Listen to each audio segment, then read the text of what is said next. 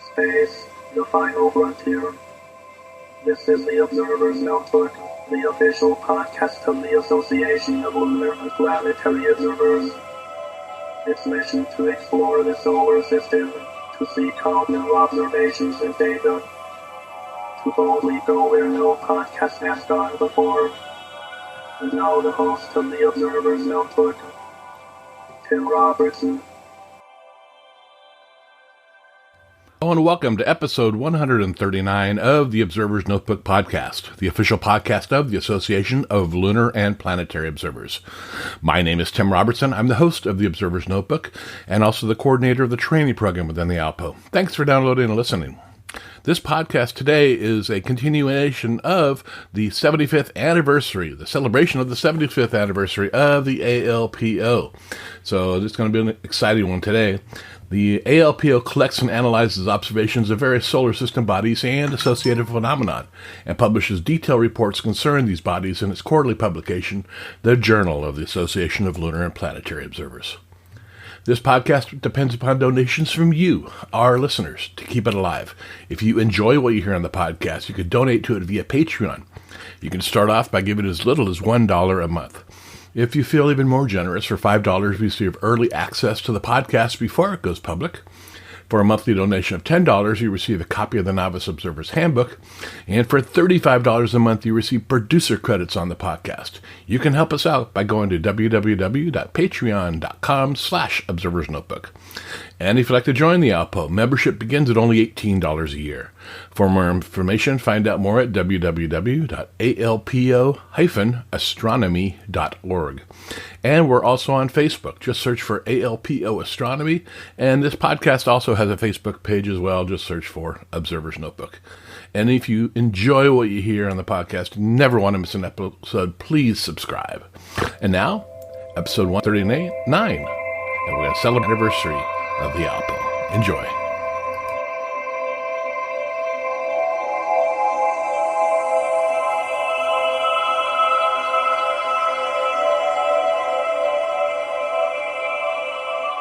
All right, I'd like to welcome everybody back to this edition of the Observer's Notebook podcast, where we're celebrating 75 years of the ALPO. And with us today, we have longtime member and astronomer, Dr. Clay Sherrod. Welcome to the podcast. Thank you very much, Tim. Glad to be here. Now, before we get into it, why don't we have you just give everybody a little bit of introduction about yourself? Well, first thing is I've been in astronomy now for about 53 years. We started Arkansas Sky Observatories, which obviously is in Arkansas, right at 51 years ago. We celebrated our half century last year and started out modestly. And actually, one of the very first organizations that I participated in by invitation of Walter Haas was the ALPO. And to me back then, it was quite an honor. We did things the old way. You know, it was all old school. We didn't even have cell phones. We didn't have computers. Everything was done by telephone and mail. It was old-time astronomy still. We were observing in the cold. We didn't have computer-operated telescopes. We were blessed to have something larger than 10 inches of aperture to use, and lots has changed. That's true. That's true. Now, you're also quite the accomplished author. Yes, I say accomplished. I've written a lot. I don't know if that makes me accomplished or not, but one of my absolutely obsessions is writing. I write constantly. I write poetry, short stories, written a couple of novels that have been published, written 37 books, most in the sciences, pretty much in all the branches because my science background is quite diverse. I have a lot of background and research experience in cellular biology, microbiology, of course, archaeology, astronomy, paleontology, environmental sciences, geology, meteorology. And one of the reasons for that, people keep asking me, why are you so involved in so many different disciplines? Can't you concentrate on one thing? I guess the answer might be no, maybe not. But my answer has always been, and I think it's a good one, at least it gets me out of a lurch trying to explain all this, is that early on when I was a young man, one of my ambitions by going into cellular biology was to find out the root of life, like so many young people want to do. When I was before college, I had a laboratory in my home in high school, and I actually did microbiological experiments on cell growth and various mutations of cells, and got fairly proficient at it. But I was trying to find out the division between the plant and the animal kingdoms, and what actually kept us from crossing over in the evolutionary scheme of things. And also at the same time, I wanted to try to find out what exactly sparked life. At that time, I actually had a couple of years later, back in 1971, I just happened to meet a mentor who was actually very instrumental in the path that I took. And I was fixed to go in a different direction in sciences, but I met Carl Sagan. And Carl was he and I hit it off very well. We had a very nice casual conversation, and we had the same interest. He was always, of course, obsessed with the connection that the human species has with everything else in the living world. And I of course, had that quest to try to find out exactly how did all this start in terms of biology. And so thanks to him, I pretty well set out. One of the things that he instilled on me, and I think he preached it pretty well until the day he died, was that you can't understand astronomy, and you can't understand biology, you can't understand cosmology unless you also try to understand all the other sciences. Astronomy of all sciences requires that you know something about all the other sciences too. You have to know some chemistry. Mm-hmm. You do need to know some biology. You have to know physics. You have to know mathematics. And it all ties together. So by understanding that, the quest for knowledge, I guess, required me to sort of go back to school, which I actually did. I have advanced degrees in astronomy and archaeology and environmental sciences, and just simply trying to find out how and trying to do it the right way.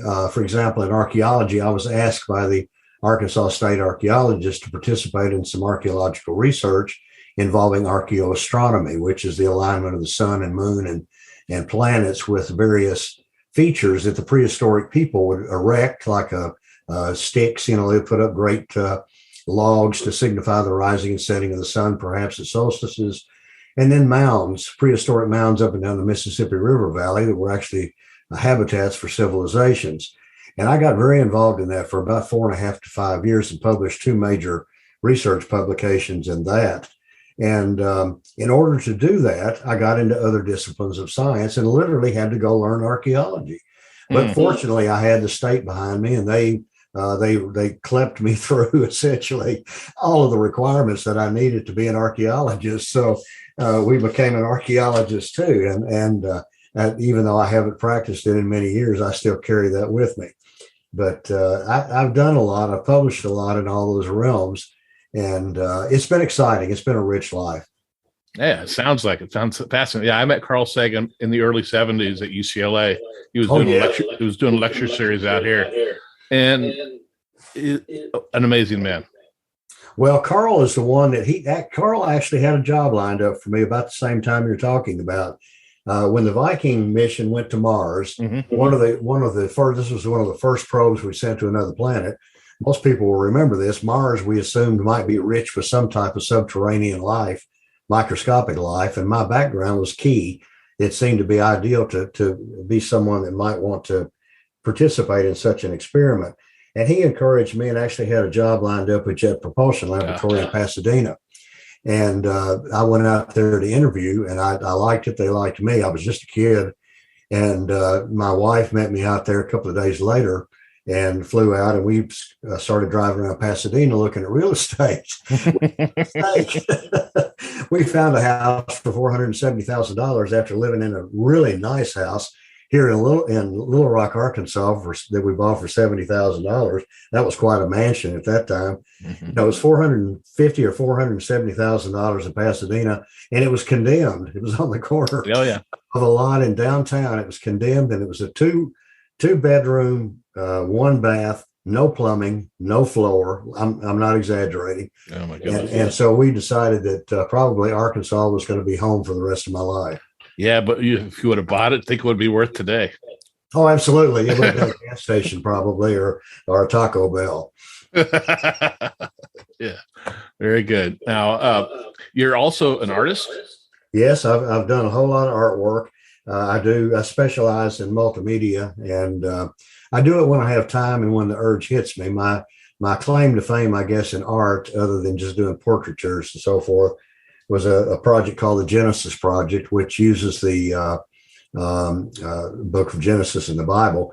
I don't know quite how to put this. I'm not a Bible thumper, so to speak, but I also believe in God and believe in creation. Mm-hmm. And as a scientist, it's very difficult to confront people. I've given lectures all over the North American continent in many subjects, but one of them being astronomy. My most difficult conference that I gave a lecture to was the Southern Baptist Convention in Atlanta, Georgia. 2,000 people, all Baptists, most of them women. And I'm up there trying to talk about evolution and, the natural creation of the universe. You a glutton for punishment? It was punishment. But I did tell them at the very beginning, at the outset, I told them, I said, I want you to understand that I believe in God. I believe that God created the universe, and I believe in the Bible. I said, but I do not interpret the Bible word for word. I said, if you take the book of Genesis and you look at every statement, you can back it up scientifically. In fact, most of the natural creation that we take into account in the physical world, there is something in Genesis that explains that. And I've been called a test as it doesn't explain the dinosaurs. They don't mention the dinosaurs. Well, they do. There's actually a passage of the great giants disappearing off the face of the earth. Mm-hmm. So every little bit of that was contained in the book of Genesis. So I wanted to spark people to use their imaginations about the fact that we can accept creation, God creation, and we can accept creation in a natural form scientifically based on what we see in science. And because you look at either one and you either dispute the Bible or you dispute science. No, you can actually accept both. So I set about doing a series of artwork instead of trying to explain to people that would challenge people to use their own minds by looking at it visually. And each piece of art has an explanation sheet that goes with it, that it shows something very abstract. For example, that God created light. Well, it wasn't quite that simple. And the piece of art shows that. It's very dramatic. Not only did he create light, but he really created a lot of complexity scientifically in color. And light had form. It wasn't just energy. It had form. It was light balls, which essentially, of course, would be photons scientifically. And so what it does is just simply challenge people. Long story short, the Genesis Project was 37 large artworks that I finished up in, I guess it was probably the late 1990s, early 2000s. And it was very popular. Published a book on that, and it was on exhibit at the National Cathedral for a while. And it's been talked about and used as study material for colleges and universities all around the world. That's great. Was it in oil or watercolor or what? It's kind of a multimedia. It's kind of funny. I use whatever I have to. If it's something, there's one of them where there's an atomic bomb blast behind a city going off at night. It's a very abstract scene, very dark. A tree dying from the radiation, you can tell, and yet there's a city somewhere in between the blast and the tree, which is the living part of the earth. And I wanted to show that the city was vibrant. The blast was going. You could see the atomic cloud, which is a pretty eerie looking representation. But the windows in the skyscrapers in the city, I had trouble drawing those to make them look like they were really illuminated windows at night. So I pondered over that for weeks and finally got out an X-Acto knife and a microscope, and I cut out little tiny squares of a label and used that like a label you would put on a file, a white label, and cut them out and used the tip of the X-Acto knife to put them into place on the art. And they stuck into place, and I would arrange them. And hence all the skyscrapers have illuminated windows. So I use whatever I have to use. That's amazing. Is the Genesis Project available somewhere online to look at, or? The book is called the Genesis Project. It's on Amazon and Barnes and Noble, but it is called the Genesis Project by me. And it's actually my website, www.arksky.com. arc.org has a link that's called Docs Art. Okay. They can click on that and they can see almost all of it right there. As a matter of fact, I'm glad you brought that up because it's free. Okay, I will add a link to that in the show notes so everybody can go over there and check it out. And the web page itself, it's pretty cool. You've got a lot of great things on it. There's a lot of guides. A lot of people, if they click the links at the top and look at the guides, there's a lot of really good, useful stuff for observers. Practical things. I've written a couple of books that were nothing more than me making notes so that I wouldn't forget how to do something. And, you'd learn a skill or learn a technique. Drift climbing just comes to mind. And, you write it down and make sure that you know all the details. And so eventually those evolved into chapters and books, and the guides have all that stuff in them. People can get all this information without having to buy anything. It's all on the arcsky.org website. It's kind of interesting. I run the training program for the ALPO. Yes. And for years, people say, well, I want to calculate central meridian. And I give them the math, how to do it, like Jupiter and things. And then, I have a link to your website. I didn't even know it was your website, but I have a link to your website in the instructions in the training preg. Yeah, that's pretty wild. I didn't even realize that until later. Yeah, it's really exciting. And, once you've done that, and that's one of the things that I hope we have an opportunity to talk about a little bit, is that, we're starting to see a transition away from people doing practical things like that. Mm-hmm. Calculating central meridian is essential for determining the rotational rates of the different, for example, on Jupiter, the different zones and belts and the features within them, to be able to determine the rotational rates to find out differential velocities. And a lot of people have steered away from using the wonderful photographs and wonderful observing techniques that we've got today, and just kind of going after pretty pictures. And I really hate to see that happen, but it is happening. People don't even record the central meridian anymore. So many times, very little detail is written down about what they're capturing on film, and yet their images are nothing short of spectacular. That's true. Yeah, I'm one of those amateur astronomers that I put my eyepiece in the telescope first before I do anything else. Now, along with art, I guess along the same vein, you're a musician and composer. Yeah. I was a professional musician at the age of 14. I was the youngest person in the United States to actually carry a musician's union card. My dad was a trumpet player. My grandfather before him was a trumpet player for the Ringling Brothers Circus. And so it came naturally, and I was a trumpet player and was very accomplished by the time I was 14. And I played with Al Hirt. I played with Frank Sinatra and Buddy Rich, a lot of the old big standard groups, as well as Blood, Sweat, and Tears as a fill-in when they traveled sometimes. So, yeah, I have a lot of experience in music too, but I hung the trumpet up when I was the age 39, which was a long time ago, and never touched it again. I just decided I didn't have time for that anymore. Oh, I was going to ask you to play us a little tune. No, my trumpet's right here, but I don't think you want to hear me blow it. Okay, I'll take your word for it. All righty. Now let's talk about the Arkansas Sky Observatories. What is this?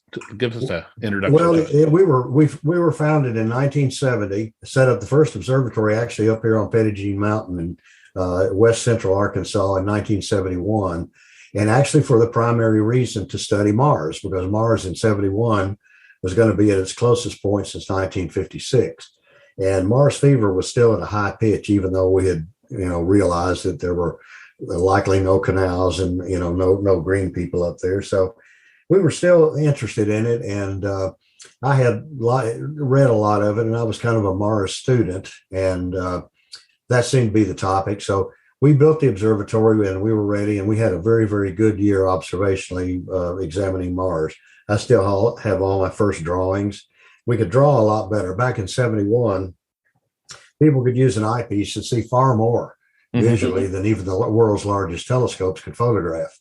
So, the drawing, the capability of drawing what you see in these fleeting glimpses when the seeing would steady up perfectly. We've all been there. We've seen that, those moments where you just takes your breath away and you think, oh God, I wish that would happen again. But it never does. But that's when the observatory was founded. And now we've got 5 different observatories scattered over Arkansas. It's sort of a complex. And I can run them all from one central office, or if I go to Hawaii on vacation, I can run them from there. But I tend to want to be in them. I really enjoy still being directly, in at the telescope. Now, I don't like to be in the cold, so I do operate them remotely via computer.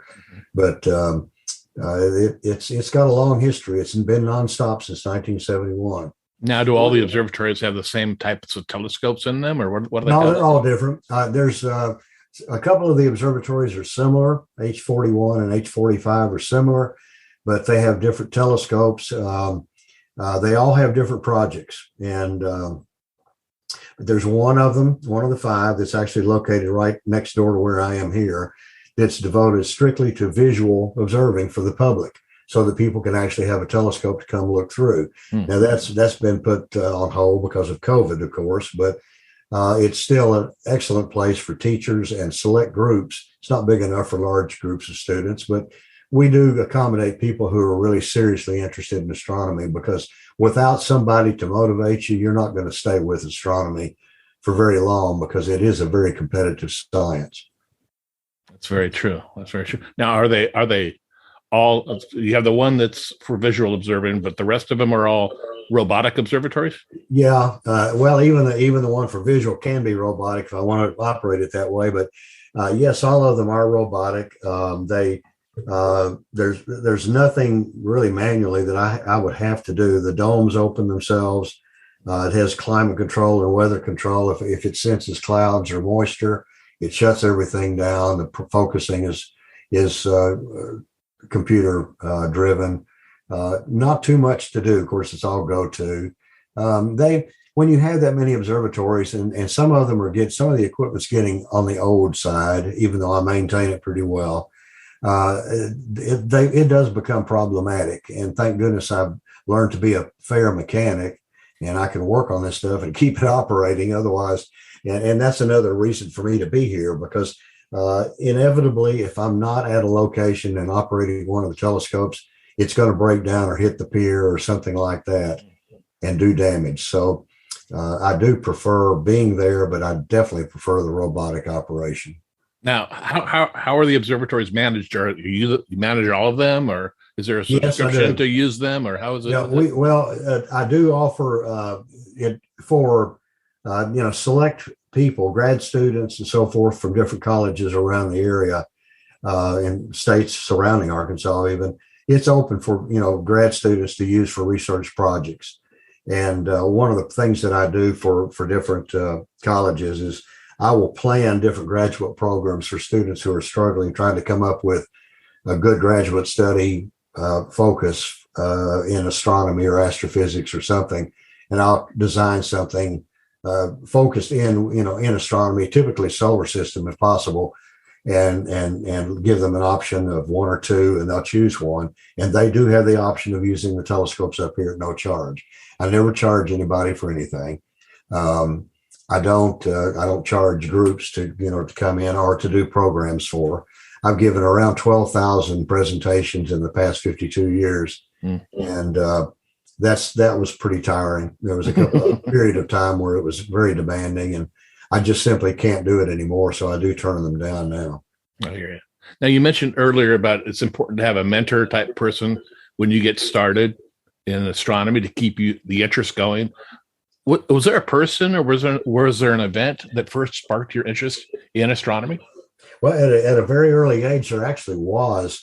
And this seems a little serendipitous probably to most people, but I was actually, I think, around 8 or 9 years old, and my grandfather had a small farm. He was an educator. He was a principal of a school in Ozark, Arkansas. And he had a small farm up there, and I would go up in the summer times and work for him. And we were out one night on the picnic table. We always did, and we're looking at the sky. And he was very knowledgeable about the sky because one of the classes he had to take was astronomy back in college, back in the 1920s. And we were sitting out there looking at the sky and watching, just casually leaning back and watching and enjoying our conversation. And I looked up and I saw the Pleiades, and I pointed to him. I said, "Look at there, I can see the Little Dipper." And he immediately didn't want to correct me, but he did. He said, "No, that's not the Little Dipper." And he pointed to the Little Dipper for me. And, I kind of didn't understand why it was so important, But then he went back to the Pleiades and he wanted to explain it to me. He told me it was a star cluster. and about the distance on it. And he was right on it, around 750 light years away. And he explained that what we're seeing now was, from 750 years ago, that it had taken light that long to get here. But the most interesting thing he told me, he's such a knowledgeable, well-rounded guy. He said, he told me the legend of the Chinese people, the ancient Chinese people, and the Pleiades, what they perceived as it representing mythologically in the sky. And then he told me about the American Indian, the Native Americans, and what they perceived it to being in the sky. And darn if it wasn't the same thing. It got me into the Seven Sisters of Industry, which is the Chinese version. And then we had, in the Native American, we had the 7 tasks of essentially the squalls and what you did around camp, wherever camp might be. But it amazed me that 2 different cultures that were totally unassociated, did not probably even know about each other, living halfway around the world from one another with no means of travel between the 2 of them. It amazed me that they both came up with the same legend mythologically of what the Pleiades represented. And it just, I can't tell you why, but it just really fired up my interest in the sky. It made it more mystical. It just seemed like it's sort of a common focus for the human race. And that stuck with me from then on. That's wild. It is. Even when I look back today, it is wild to me. I think, how did that happen? How did that happen? What's the most memorable astronomical event that you've seen? If you had to pick one. My goodness, there's been so many, and so many are they're all different. That's the neat thing about astronomy. Everything's different. Let me tell you, though, one of the things, and the ALPO members will appreciate this, I like change. I want to see something change. I love cataclysmic variables. I like novas and supernovas, but I love comets and asteroids that tumble through space. I love to be able to watch them move. I love to measure their light variance. I love to watch comets explode or separate or fragment. I love to watch Jupiter get hit, different things like that. The most memorable thing, I guess, that I would have to say probably Comet West back in 1975. Oh my goodness. I just can't forget that. Now, Comet Hyakutake, when it went over back in the late 90s, that was the most remarkable thing I've ever seen. It's huge. But it was enormous, and it moved. You could actually see it move across the sky. Yeah. And I went out. The unfortunate thing, it would probably be, without a doubt, my most memorable. But it was a period of time. I don't remember the time of year for some reason, but it was the period of time where it was cloudy every single night. It was visible from Arkansas. I got one opening through the fog, and I got a view of it. It was the middle of the night, 2:00 in the morning or 3. And it was so incredible. I went in there and woke my family up and got them out there to look at it. And even they were amazed. I mean, you could actually see it in its tail moving across the sky. And it was moving sideways relative to the tail, which we thought was so cool. And but I probably Comet West. It was just such a remarkable visual experience. It was beautiful. It was. Yes, that's wild. So how did you get involved with the ALPO? Well, I met Walter Haas very early on, the founder of ALPO, and I knew Chick Capon. And my one of my goals, I thought early on, after having met Carl, he mentioned Lowell Observatory because they were more progressive. You know, Lowell, they were the guys sort of out there. They're willing to take a chance, and they're not afraid to come up with a new idea like Lowell's speculation about the canals. And Lowell Observatory has the reputation of being a little bit more experimental and willing to try and take chances. So he recommended that I meet Chick, and I did. And he and I hit it off really well. We became very close friends. Even till after he retired, he moved up to Missouri, just north of me here. And I visited him. He set up a little observatory up there shortly after, and we visited many times. But he and I went to many of the ALPO meetings, some of them in conjunction with the Astronomical League. And I think there was one even in conjunction with the AAVSO. simply because of convenience. And I don't remember what year that was, but the ALPO seemed very important to me because after having my first look around as a young astronomer or just an observer and wanting to really do science, I realized that really in order to keep your interest going, you had to do something outside of just looking. Eventually, you're going to see every galaxy. Eventually, you're going to photograph everything that's worth photographing. And, so going back to this idea of seeing change, I wanted to watch what happens on Mars. I wanted to keep up with the meteorology on Mars. I wanted to watch the currents on Jupiter and find out what kind of interactions and maybe make some sort of correlation between solar activity and things like this. So the ALPO was a very active group. It was definitely for observing. It was definitely recreational, but they did have a scientific component that I was interested in. And I really believe that me getting involved with some of the people that I did, we were able to put a little bit more stress into the science end of it. For example, the asteroid group in the ALPO was a little bit weak in early times, and yet there was a asteroid occultation group that was very active, and then you had IOTA, which was headed up by David Dunham, and still is. And they were very interested in asteroid occultations, and I was very active in traveling with that group wherever we had to go with Paul Maley down in Houston and other members, and we would set up and try to contribute. But I think it also this desire that I seem to have to want to communicate all this to the public. We tried to fire people up to want them to do it too. And I think it helped add a little bit to the science of ALPO.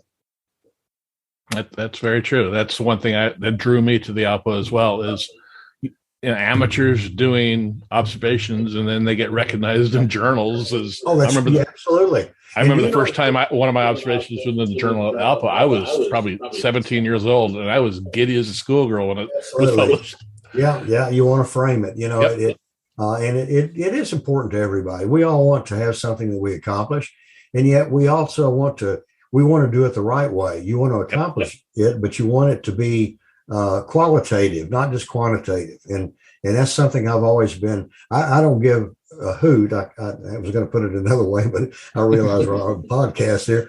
But I don't give a hoot if a guy's got 100,000 observations of some variable star. If they're not accurate, and if they're over observing, every minute, it doesn't mean anything to anybody. In fact, it actually throws the science off. It skews it, to the opinions and observational personal equations of one observer. So, I like a person who wants to get into it and contribute and be proud of what they put in and always be ready, always be ready to change. And that's one of the nice things about having a private observatory like Arkansas Sky. I can stop anything I'm doing at any time and start another project. Not that I don't have commitments, but I can do a lot of things at the same time. But I do, if something comes up and I think, boy, that's something I really need to study and look into because it goes right along with what I want to do or what I want to accomplish, I can pretty much stop and just start studying something new for a while. And that's happened many times in the past. Yeah. And I like what you said about if the observations aren't accurate, they really don't have any meaning. And that's one thing I stress in the training program. I mean, I get people because we focus only on drawing and observing. There's no there's no imaging in the training program at all, because I feel the longer you observe, the better observer you become. Oh, absolutely. You're able to see more detail and things like that. And I'll have students come through the program who their drawings are beautiful, but I could tell there was artistic license taken too when you can't see these things with a 6-inch telescope, Absolutely. So I will back them off. I'll say, draw what you see. Don't draw what you think you should see. That's right. What you think you can see. And one of the programs I used to give when I traveled to colleges and lectured on planet observing was actually about drawing. I set up a little project where we had a projector in the front of the classroom or the front of the small auditorium. And I had images of, these were hand drawn, images in color so that there could be any type of the Purkinje effect or any other color blindness issues that might come to light for people. But I would have images of a planet. It might be Mars or it might be Jupiter.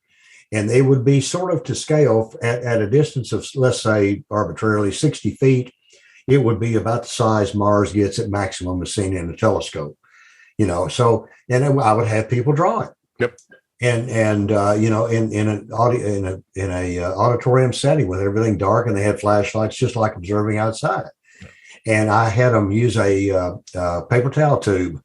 I would carry them with me, and everybody got a paper towel tube. They had no idea what they were about to do, and they would stick that tube up their eye so that it would be concentrated vision, and they would draw Mars or they draw Jupiter, and it would be amazing what people think that they see. Yep. I've done the exact same thing in lectures, and it's pretty wild. It is, but it's a real good learning lesson for the person that takes the test. Yeah, I would then shake the screen too to show them how seeing was terrible. Oh my goodness! I never thought about shaking the screen. I figured their nervousness would be enough. That's true. Now within the ALPO, well, let's back up a minute. You mentioned Chick Capon. Yeah, I only met Chick a couple times, and he makes an impression on you the first time you meet him. He sure does. High energy. Talk to me about Chick. Do you have any stories about Chick that you can share?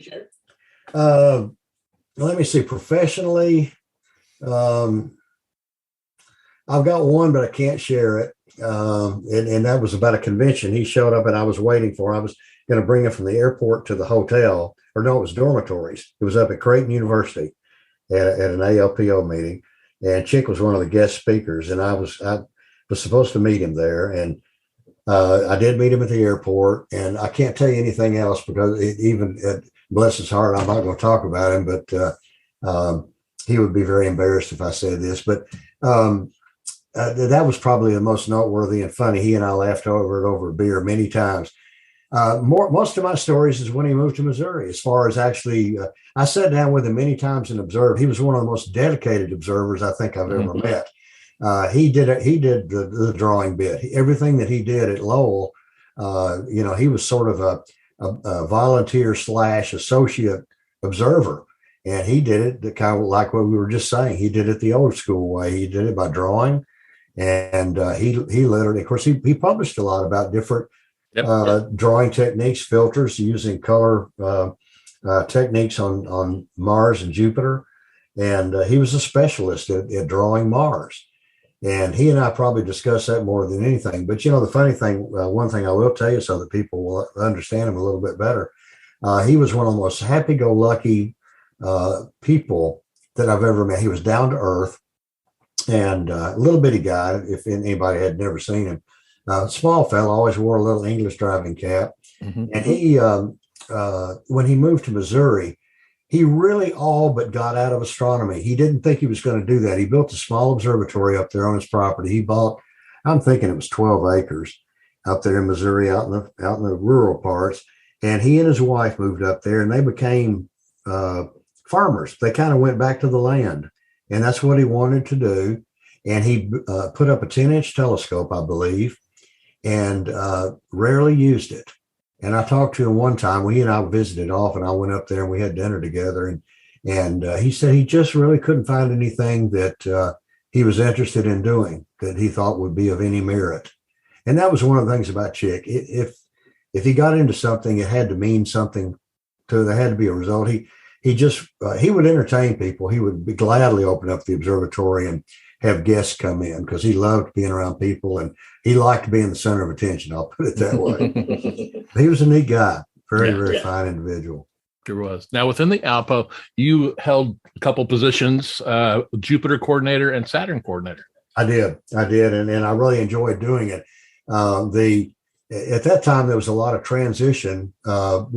We standardized observing forms and the need for very accurate timing. There was a lot of, not that the ALPO was poorly run, but there was a lot of accepted observations that really should never have been, simply because they weren't recorded properly in terms of good time logs and the need for central meridians. And I go in Saturn.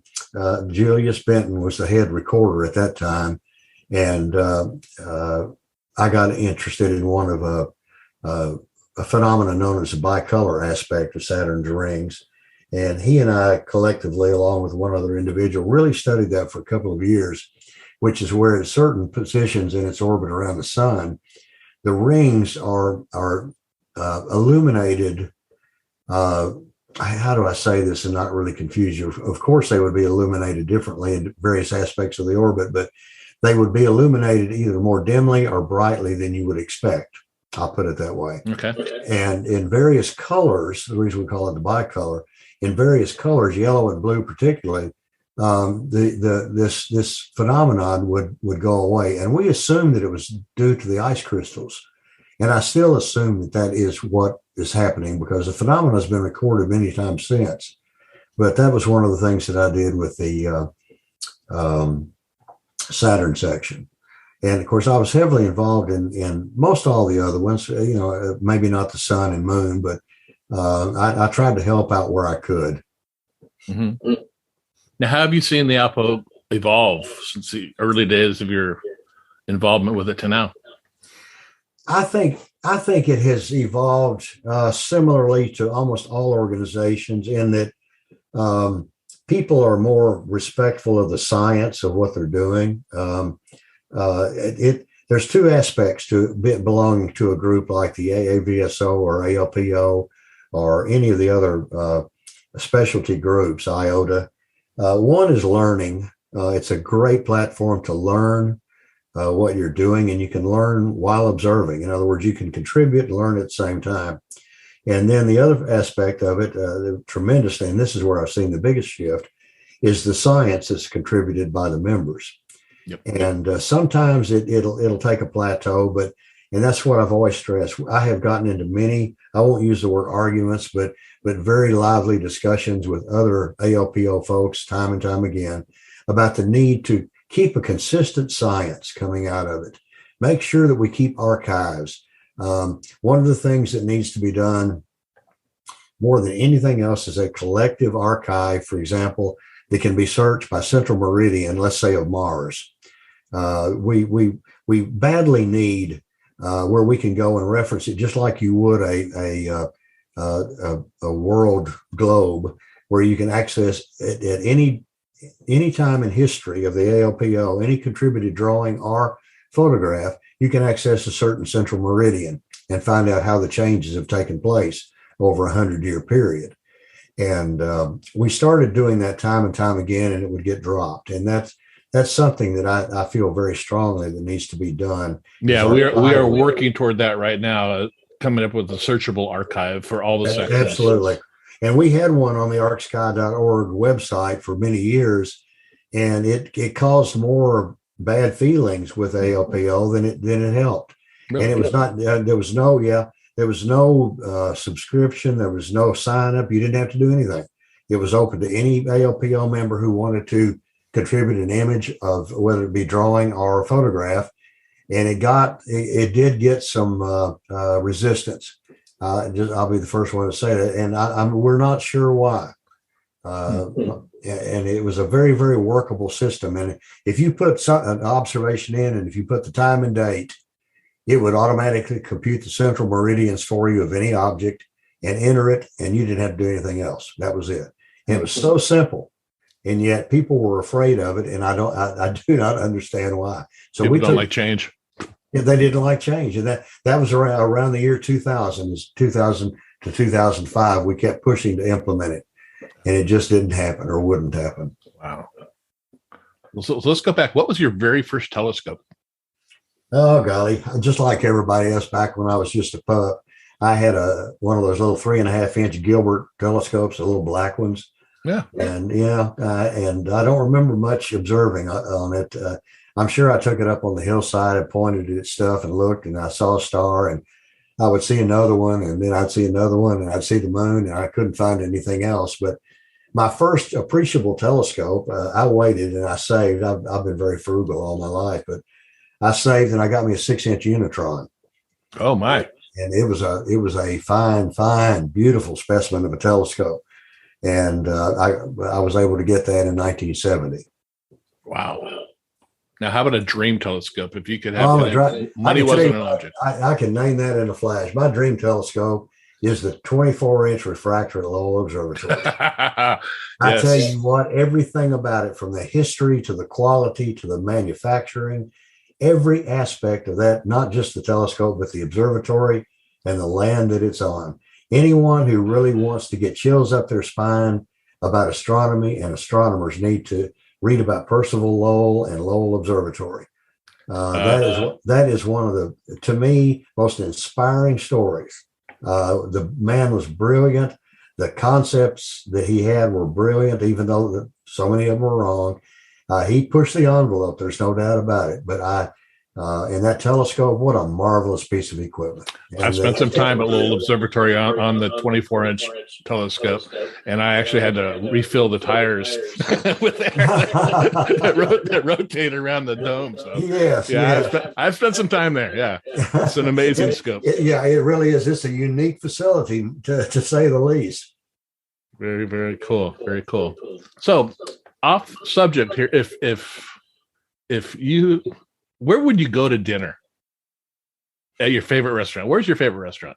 Here's the deal. My wife and I have concluded that every favorite, and we had some good ones, seafood restaurant, Greek. I love Greek food, and every restaurant that we really like, and they suddenly know our names when we walk in and know what we like.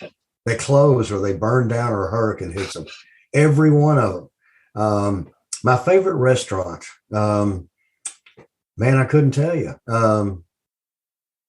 I love Mexican, but it closed. My favorite Mexican place is closed.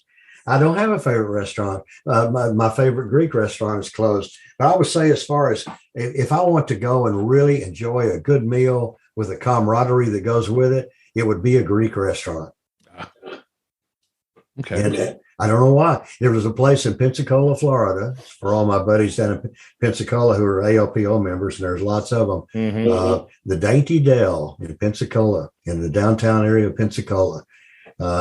Most fine. The fellow used to be a shrimp boat captain, and he's he's deceased now, but full blood Greek, and he got me hooked on Greek food, and that would be my favorite type of food. But my favorite restaurant, I don't know. It's not fast food. I can tell you that much. That's good. That's good. So what's your current observing equipment? Oh, goodness gracious. Other than the observatories, do you have other things that you just I got so much of it, and so much of it is sitting in shacks waiting, either waiting to be given away or whatever. We've got a half a meter, a 20-inch plane wave that's used for asteroid photometry and astrometry. And that's over at the observatory on the north side of this mountain, Pettigene Mountain, where I am. And it's a nice scope. My problem with it is that in Arkansas, and I told you I had plenty of opportunities to leave, and I don't know if I should have or not, but Arkansas, just like my restaurants that all closed, the weather and the climate conditions have gotten worse and worse. And if you have an open tube, big reflectors, for example, of any type, you're really prone to atmospheric pollution getting on the optics. And so I'm finding myself using it less and less, simply because it's very difficult to clean. But it's used primarily for asteroid and comet astrometry and photometry. It's got instruments that do all that measuring. It's all computerized. It's a nice scope, beautiful telescope, very high resolution. And then I've got a 16-inch RC that's here in this observatory. And it also is used for asteroid and comet work, but also for nova, cataclysmic variable work. And I have a catalog. I have actually a new book out that's a index of galaxies. It takes all the brightest galaxies, NGC galaxies, and there's about 300 of them, and it shows a picture of them taken through this telescope, and then they're in negative. And what it is, it's a guide for anyone who wants to try to find supernovas in other galaxies, to be able to use it and look at it and say, well, that star that I'm looking at right now is not on this photograph, so I must have found myself a supernova. And so That took about 5 years to put that together because it required doing a photograph of about 300 different galaxies, all to the same saturation level, with the same telescope at the same scale. And then I've got visual telescopes. We've got a 10-inch refractor, which is great for planets. It's one of those things that the public, that's the one they want to look through. Oh yeah. They look at it and you think, I want to look through that one. And I can accommodate on that. I can certainly, put a visual back on it and let people look through it, and they're kind of blown away. It is 3-dimensional when you look at Saturn or Jupiter. It's interesting. I mean, speaking to you reminds me why I love astronomy, because it's a hobby where you can be into comets, you can be into meteors, you can be into planets, you can be into supernovae. You seem to have touched them all. I mean, I guess the Arkansas observatories are also monitoring near-Earth asteroids as well. Oh, that's predominantly what we do. Yeah. And I've got, I've got a list of 55,000 of them. We're Harvard designated. I've got 5 different designations, and I do maybe about 155 a night, and those are sent directly to the Harvard Smithsonian Minor Planet Center. Each morning, they go out automatically off the computer, and they update the orbits and so forth, which I can update the orbits here. And so the near misses and all the things that we normally see, I will get early notifications and get notifications of these things coming in. And that's kind of pretty exciting. It's some of it is confidential. Most of it's not. But if we see something that we think might actually hit us, we're not supposed to actually talk about it, which I think is a little ludicrous. But it's supposed to go through the Minor Planet Center first. So what are you currently passionate about? Well, right now I'm passionate about getting one of my telescopes working properly. I have struggled for the last 5 nights. I've got one that's got a skip in the drive, and I'm one of these people, I can take anything apart and put it back together again better, and I cannot fix it to save my life. I have no idea what's wrong. But when I'm doing observing, I think my true passion is I would think near Earth objects, the asteroids. I love planets. I love the change, and I love the atmospheric studies on Mars. But obviously, Mars is far away now. You can't really get a good look at it. Jupiter and Saturn are both so low in the southern sky for me. Right. It's very difficult to observe them. And even people that come by, visitors, they're sort of disappointed because you're looking through all the thick air of Arkansas in order to be able to see them. So they're a little disappointed in what they see. So I that's the nice thing. And back to your point, that's the great thing about astronomy and amateur astronomy. I can switch from whatever I'm doing to something else. If the conditions aren't good for looking at Mars, or Mars is too far away, I don't have to look at Mars. I can start looking at asteroids again. So if a bright comet comes by, I can focus, pun intended, on that. Very good. Very good. Wow. Is there anything else you'd like to share with our audience about yourself or your experiences? No, not in particular. I probably talked enough, but they're certainly welcome. We do have a Facebook page, Arkansas Sky Observatories, and it's very active. Things that are newly discovered and things that are bogeys that might be coming in to hit us, or new comets, new discoveries, are just discussions on astronomy. It's open to the public. All you have to do is sign in, and I'll approve you. I'd really encourage people to sign up for it because it's kind of an instant notification of things happening in the sky. If Jupiter gets hit by a comet again, I've got something on it there. That's kind of the quick way of learning things. Then we've got the website for learning, and if people will peruse it and go through there and look at the tabs and explore it, there's a lot of information for learning on that Arkansas Sky Observatory. It's www.arcsky.org is the address on that, and they can certainly visit there. If someone wants to contact me directly, they're more than welcome to. I'm not accessible by phone, but I'll be happy to answer any emails, and it's drclay at tcworks.net. That's DRCLAY at tcworks.net. That sounds great. And I will add those into the descriptions below in the show notes so people can just peruse it that way as well. That'd be great. And I'm welcome. Again, the website, there's never any cost for anything, but I welcome anyone on the website and certainly on the Facebook page. Join up and if nothing's going on, you may not hear anything for a few days, but then all of a sudden something it happens in clusters. You'll see a flurry of new supernovas or comets or asteroids, and it'll be a buzz. Well, Clay, this has been great. I've really enjoyed speaking with you. You, sir, are a true Renaissance man. And I want to thank you for coming on the podcast today. Well, I certainly appreciate the opportunity. I do have to say that in my mathematical mind, I'm sitting here with the equation Renaissance equals old. And that is, I didn't say that. that is true in both cases. That's what I've been called, as Renaissance, and I've also been called "You're getting older, Clay." So, but I appreciate you letting me be part of this, and it's good to speak with folks with the ALPO again. It is, and thank you very much. You bet. Thank you for contacting me.